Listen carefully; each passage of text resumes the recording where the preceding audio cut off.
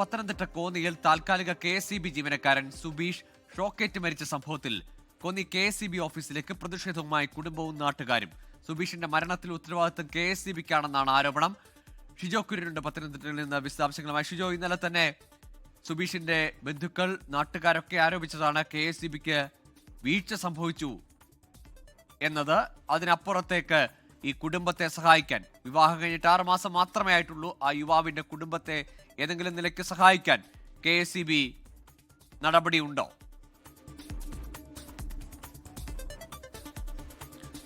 ഗോകുലെ, അങ്ങനൊരു നടപടിയിലേക്ക് KSEB ഇതുവരെ കടന്നിട്ടില്ല.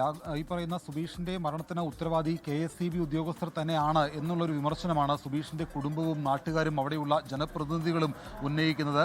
കഴിഞ്ഞ ദിവസമാണ് ജോലിക്കിടെ KSEBയിലെ താൽക്കാലിക ജീവനക്കാരനായിരുന്ന സുബീഷ് ഷോക്കേറ്റ് മരിച്ചത്.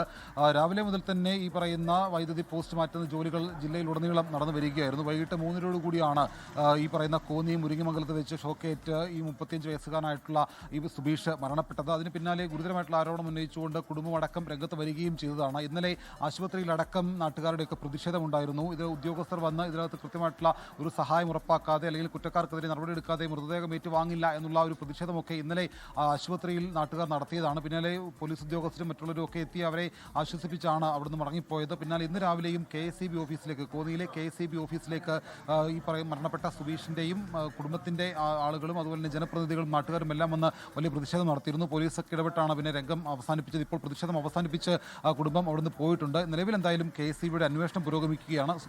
സുബീഷിന്റെ കുടുംബത്തെ സഹായിക്കാൻ വേണ്ടിയിട്ടുള്ള ആ ഒരു ഇടപെടൽ ഉണ്ടാകണമെന്നുള്ള ആവശ്യവും നാട്ടുകാരൊക്കെ ഉന്നയിക്കുന്നുണ്ട്. പക്ഷേ അതിനകത്തേക്ക് KSEB ഒരു തീരുമാനത്തിൽ ഇതുവരെ എത്തിയിട്ടില്ല. ശരി, ഷിജോ കുര്യനാണ് വിശദാംശങ്ങൾ നൽകിയത്. KSEB കരാർ ജീവനക്കാരനാണ് സുബീഷ്. അതിനിടയിലാണ് ഈ അപകടം, ജോലിക്കിടയിലാണ് അപകടം. KSEB ഉത്തരവാദിത്തം ഏറ്റെടുത്ത് കുടുംബത്തെ സഹായിക്കണമെന്നതാണ് നാട്ടുകാരുടെ ആവശ്യം. ലോകത്തെവിടെയായാലും ഏത് സമയത്തും 24 വാർത്തകളും ഓഗ്മെന്റഡ് റിയാലിറ്റി പാക്കേജുകളും എക്സ്പ്ലെയിനറുകളും വിശദമായി കാണാൻ ഞങ്ങളുടെ YouTube ചാനൽ നിങ്ങൾക്ക് സബ്സ്ക്രൈബ് ചെയ്യാം.